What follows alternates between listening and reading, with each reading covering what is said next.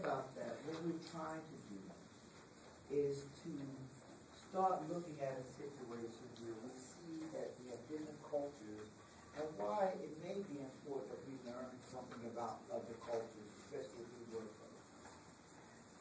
And your book begins by telling you a story about what they call the case of Billy.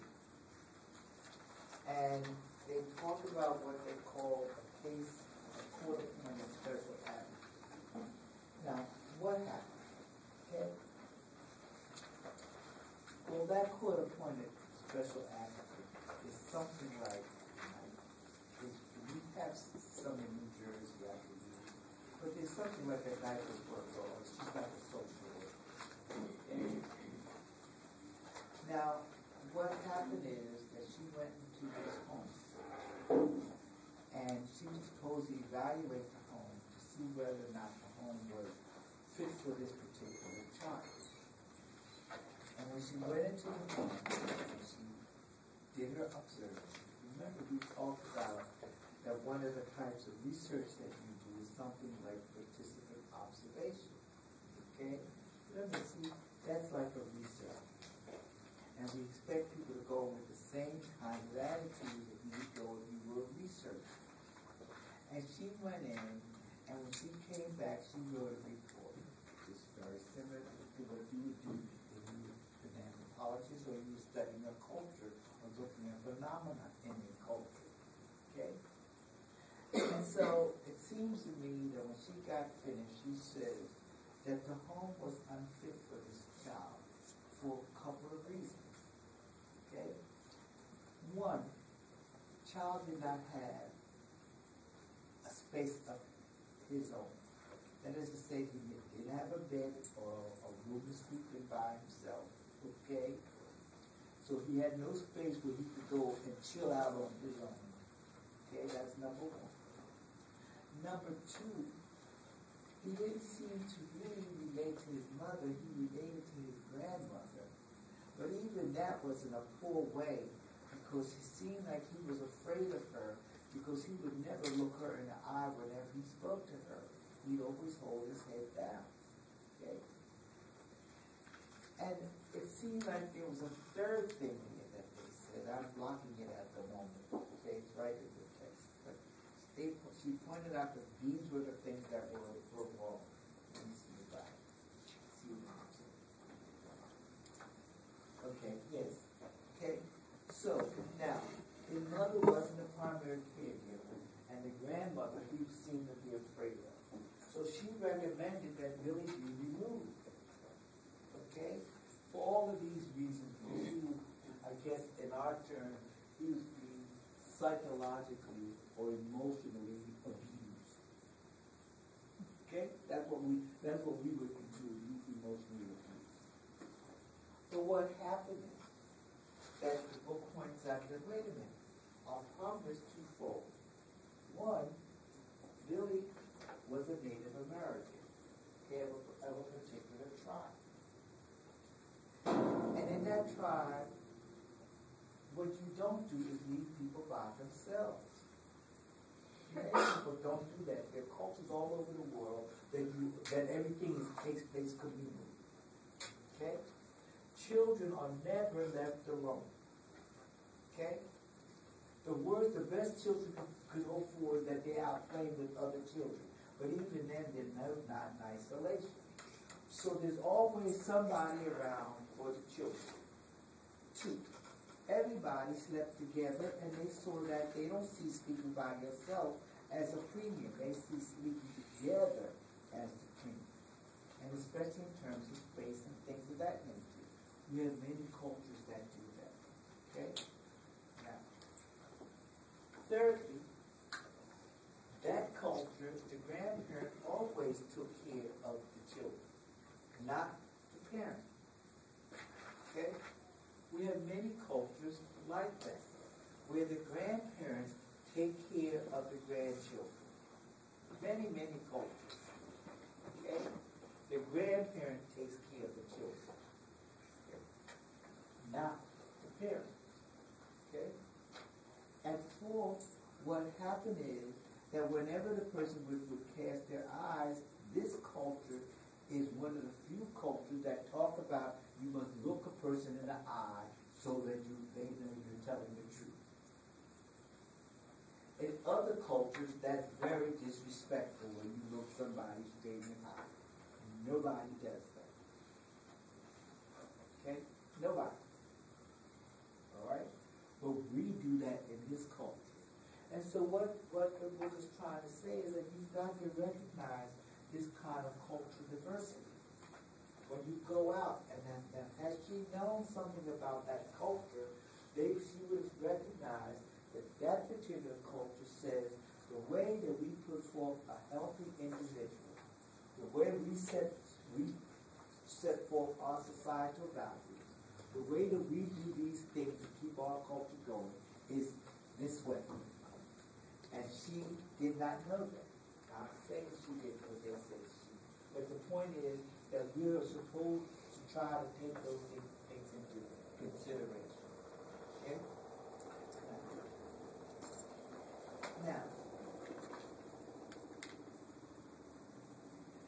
remember again that there's such a thing as that we call a dominant culture.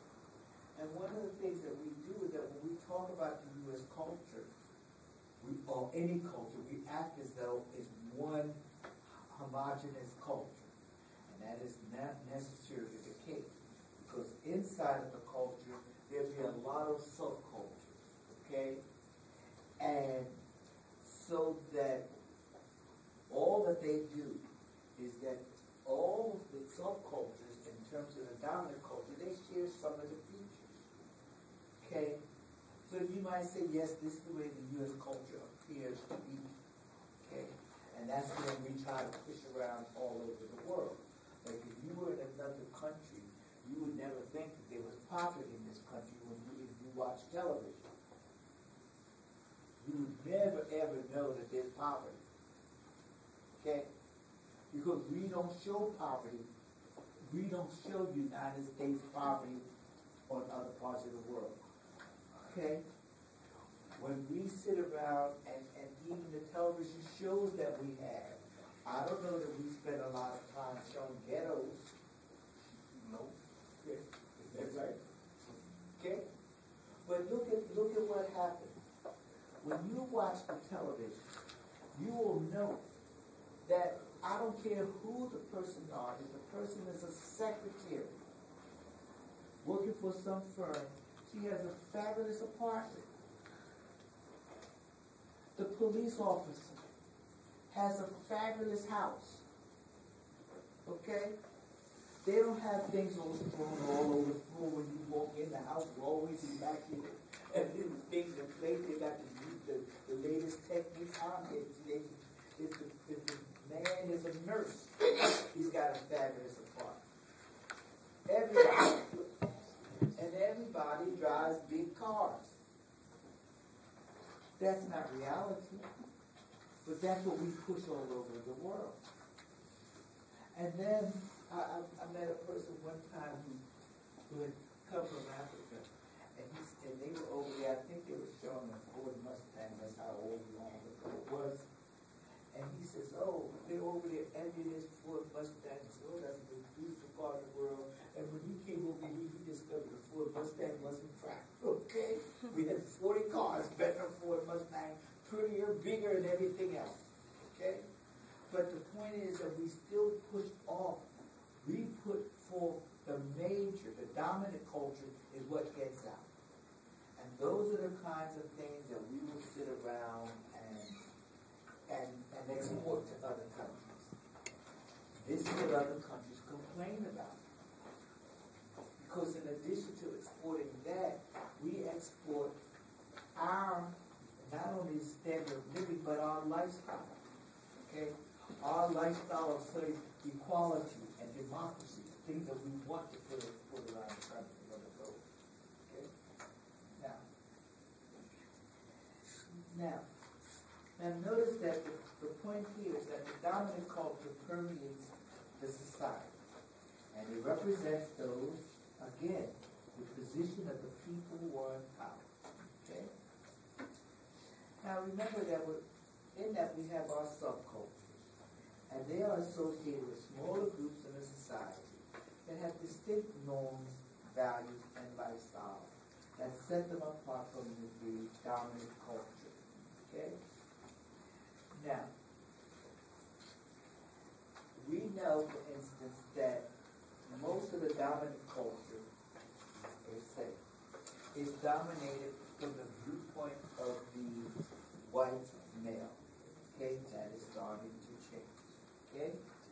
Now, and they go so far as to say it's dominated by the white, professional, middle class male. Okay? That's the one that's the culture that we see as the dominant. Okay? And the way that we know that there are other cultures is that because notice that we might talk about the black community or the Hispanic community or the Asian community.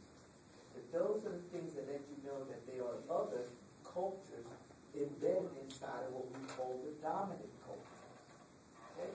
Just being able to make terms like that or say things like that say that there must be something out there that's predominant. Okay? Now, and that these things set things apart. Okay? Now, next to that, you know that we have little cultures like the Amish. Portolian. Now that's another culture that's embedded in our culture. And the Amish have very, I want to use the word orthodox, okay? But they have orthodox ways of doing things, okay? For instance, they don't use, in theory, they don't use electricity, okay? They will go around, they live in almost an enclosed or isolated community right now. To say that they don't come out to the major community. They take their kids out of school at the 8th grade. So their children don't have to go to school past 8th grade. Okay? Now, for a couple of reasons, okay? One of them is